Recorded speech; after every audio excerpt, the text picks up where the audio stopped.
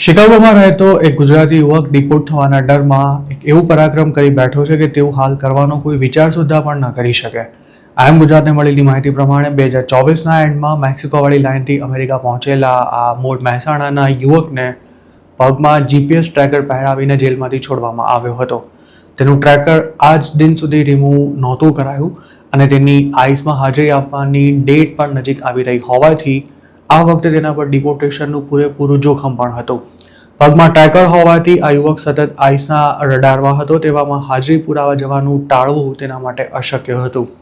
તેના માટે આગળ કૂવો અને પાછળ ખાઈ જેવી સ્થિતિ હતી અને તેમાંથી વચલો રસ્તો કાઢતા આ યુવક ટ્રેકર કાપી નાખીને હજુ થોડા દિવસો પહેલા જ બીજા સ્ટેટમાં ભાગી ગયો છે.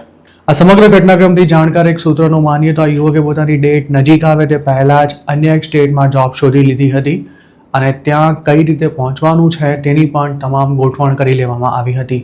આખરે નક્કી કરેલા દિવસે તે વહેલી સવારે જ ઘરેથી થોડે દૂર જઈ ટ્રેકર કાપી તેને ત્યાં જ ફેંકી દઈને રવાના થઈ ગયો હતો.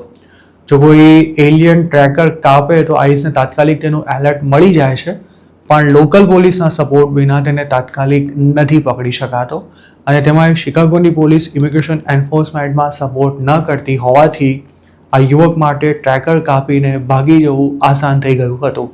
એવી પણ વાત સામે આવી છે કે આ ભાઈએ ભાગતા પહેલા પોતે જે લોકો સાથે એક અપાર્ટમેન્ટમાં રહેતો હતો તેમણે પણ કોઈ જ જાણ નહોતી કરી અને તેના ગાયબ થઈ ગયા બાદ અપાર્ટમેન્ટમાં રહેતા બાકીના લોકો પણ છૂમંતર થઈ ગયા છે, કારણ કે આ તમામ લોકો પણ યુએસમાં કોઈ સ્ટેટસ વિના રહેતા હતા.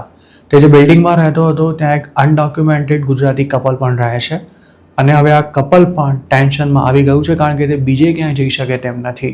જેને ટ્રેકર પહેરાવાયું હોય છે તેના એડ્રેસ સહિતની માહિતી આઈસ પાસે હોય છે અને આખા મામલામાં આઈસવાળા જો બીજા કોઈને શોધતા ઘરે પહોંચી જાય તો ઘરમાં હાજર અન્ય લોકોના પણ આઈડી ચેક કરવામાં આવી શકે છે અને જો કોઈ અનડોક્યુમેન્ટેડ હોય, તેનો અસાયલમનો કેસ પેન્ડિંગ હોય તો પણ તેની ધરપકડ થઈ જ શકે છે. આમ તો જેમના પગમાં ટ્રેકર લગાવાયું હોય તેવા લોકોને જલ્દી કોઈ જોબ પર નથી રાખતું હોતું, પણ શિકાગોનો આ યુવક જેને ત્યાં જોબ કરવા ગયો છે તે ઓનરને તેણે પોતાના પરાક્રમની જાણ કરી છે કે નહીં તે નથી જાણી શકાયું.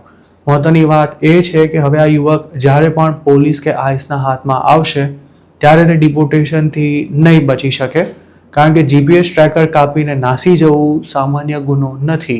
તાજેતરમાં જ અમેરિકાથી ડિપોર્ટ થયેલા 3 ગુજરાતીઓનું માનીએ તો હવે કોઈ સ્ટેટસ વિના રહેતા હોય તેવા સિંગલ એડલ્ટ્સ પર ડિપોર્ટેશનનો સૌથી વધુ ખતરો છે.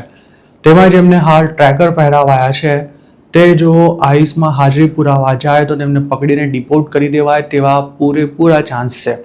તેવી જ રીતે આઈસમાં હાજરી નહીં પુરાવે તેનો પણ હવે મરો છે.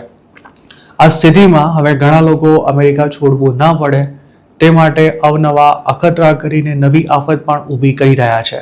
શિકાગોવાળા કેસની જ વાત કરીએ તો જે યુવકે જીપીએસ ટ્રેકર કાપી નાખ્યું હતું તેને હજુ પણ દેવું ચૂકતે કરવાનું બાકી હોવાથી જો ડિપોર્ટ કરી દેવાય તો તેના માટે મોટી મુસીબત ઊભી થાય તેમ હતી, જેથી તેણે છેલ્લો ચાન્સ લેતા ટ્રેકર જ કાપી નાખ્યું હતું.